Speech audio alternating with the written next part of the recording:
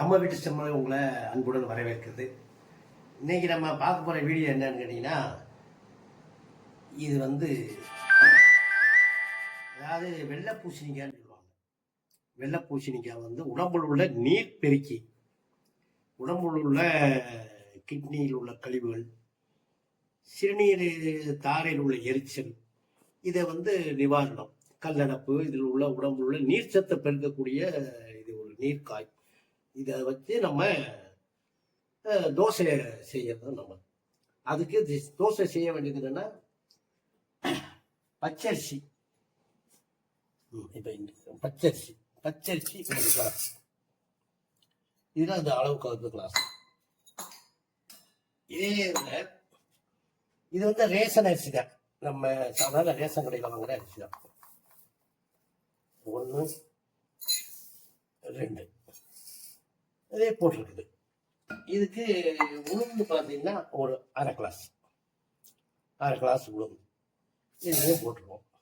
போட்டு ஊற வச்சிட்டோம்னா ஆல் நைட் காலையில் இதை கட் பண்ணி நம்ம தோசை வச்சுக்கலாம். இது காலையில் ஒரு 8 மணி நேரம் ஊறணும்.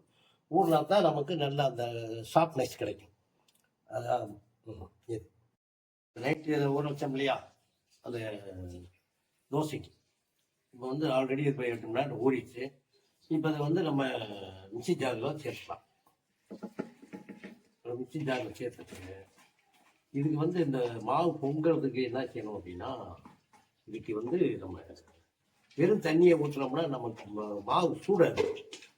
அது சூடாயிடும் போது என்ன ஆகும்னா மாவு பொங்காது, உடல் மாதிரி பொங்காது. அதுக்கு இந்த மாதிரி ஐஸ் கட்டி நம்ம பிரிட்ஜில் வச்சுருப்போம் இல்லையா, அதை 5 ஐஸ் கட்டி எடுத்து உள்ள போடணும். அந்த ஐஸ் தண்ணியை ஊற்றி அரைச்சிங்கன்னா உங்களுக்கு ஆல்ரெடி மாவு எப்போ நம்ம உரண்டில் ஆட்டின மாதிரியே நார்மலாக இருக்கும். இந்த மாவு ஹீட் ஆகாதனால நல்லா பொங்கும்.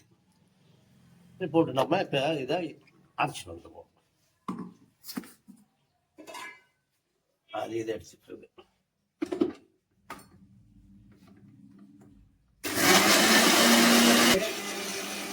நம்ம அப்படியே எடுத்துட வேண்டியதான்.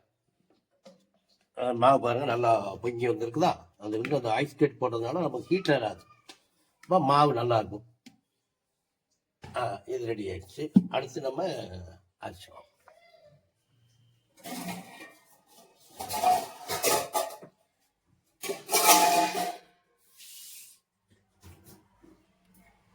இதை இந்த பாத்திரத்தை மாற்றிக்கலாம்.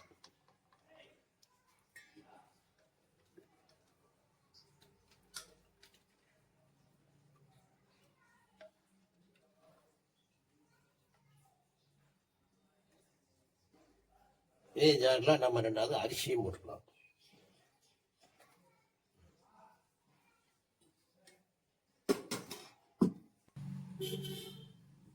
இதை எல்லாம் ஒன்றா நல்லா கலந்துட்டு நமக்கு தேவைக்கு மட்டும் அப்பப்ப நம்ம எத்தனை தோசை சுடுறோமோ அந்த தோசைக்கு மட்டும் இதை மாவை எடுத்துக்கணும்.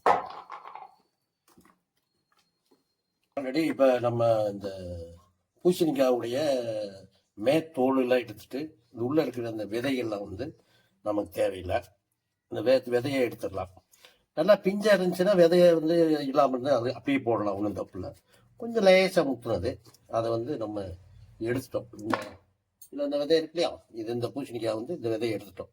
இது மேலே உள்ள தூளையும் இந்த விதையை எடுத்து நம்ம தேவைக்கு மட்டும் கட் பண்ணி போட்டுக்கிற வேண்டியதான். மிச்சத்தை பத்திரமா வச்சுக்கிட்டு நம்ம இதை நல்லா பொடியாக கட் பண்ணி மிக்சியில் சேர்த்துட்டு, மிக்சியில் சேர்க்கும் போது ஆல்ரெடி அதுக்கு கூட கொஞ்சம் சீரகம், 2 மிளகு. சீரகம் நமக்கு உடல் நலம் நல்லது. மிளகு சளியை கட்டக்கூடியது, சளியை நீக்கும். ஆல்ரெடி இந்த பூசணிக்காய் நீர் சத்தை சேர்ந்தது. அதில் ஒரு சிலர் சொல்லுவாங்க இது சளி பிடிக்குமா அப்படின்னு. சளியே பிடிக்காது. அதுக்கு நம்ம மிளகு போடுறோம். மிளகு சளியை கட்டுப்படக்கூடிய ஒரு மிளகு, மருத்துவ குணம் இருந்தது. அது ருசியும் கொடுக்கும், அந்த இதே உங்களுக்கு சேரும். நம்ம தேவைக்கு இப்போ ஒரு பார்த்தீங்கன்னா இது ஒரு 2 பேர் இப்போ சாப்பிடலாம். அந்த அளவுக்கு இதை நம்ம ரெடி பண்ணுறோம். அதில் ஆல்ரெடி ஒரு 1/2 ஸ்பூனு சீரகம்,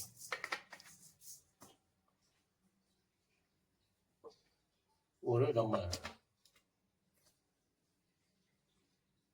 ஒரு சிட்டிகைன்னு சொல்லுவாங்க. அது அளவு இதில் வந்து மிளகுத்தூள், பெப்பர்ன்னு சொல்கிறோம் இல்லையா, அந்த மிளகுத்தூள் போடுவோம். அடுத்து நம்ம என்ன பண்ணுவோம், இது அவ்வளோதான். இது வந்து மிளகும் சீரகம் போட்டாச்சு. ஆல்ரெடி மஞ்சத்தூளும் போடுவோம், கொஞ்சம் மஞ்சள் பொடி, ஒரு அரை சிட்டிகை.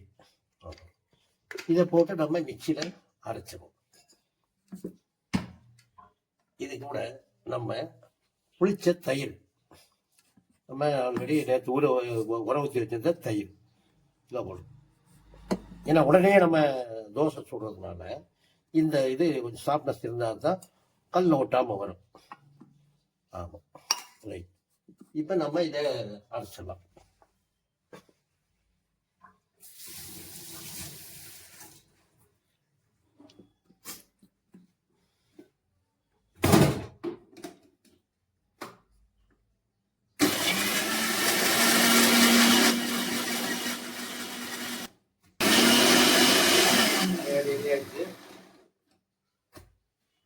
வாசம் பாருங்க, என்ன வாசம் பாருங்க, சும்மா கம்மம் கம்மம் கம்மன்னு வாசம்.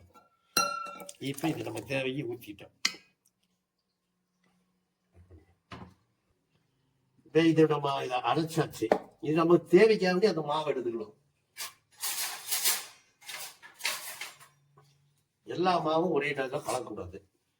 ஏன்னா இது சுரக்காய், இது நம்ம பூசணிக்காய், வெள்ளை பூசணிக்காய் போட்டிருக்கோம் இல்லையா, அது வந்து மாவு வந்து நம்ம தேவைக்கு, நம்ம இன்னைக்கு 2 பேருக்கு சாப்பிட்றோமா இந்த டயத்துக்கு ஒரு 6 தோசை வர்றது மாதிரி தேவையில்லை.